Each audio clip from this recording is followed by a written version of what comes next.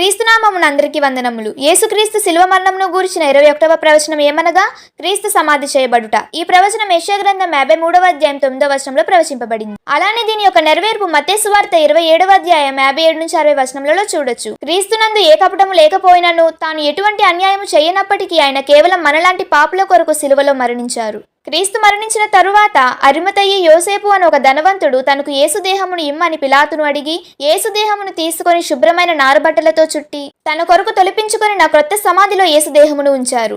కానీ యేసు మరణించి సమాధి చేయబడినప్పటికీ మృత్యువుని ఓడించి మరణాన్ని జయించి తిరిగి మృత్యుంజయుడిగా లేచారు. అలానే ఈ లోకంలో ఎవరైతే క్రీస్తు మరణ సమాధి పునరుత్థానమైన సువార్తను అనేకులకు ప్రకటించి ఆత్మలను రక్షించి తమ విశ్వాసం నుంచి తొలగిపోకుండా అంతము వరకు సహించి దేవుని యందు విశ్వాసం ఉంచుతారో వారిని కూడా తనలా పునరుత్థానులుగా లేపుతానని క్రీస్తు సెలవిచ్చారు. కాబట్టి ఈ లోకంలో మనం సువార్త ప్రకటించి దేవునికై మరణించి పునరుత్థానం పొందేవారిలా ఉన్నామా అని ఒకసారి ఆలోచిద్దాం.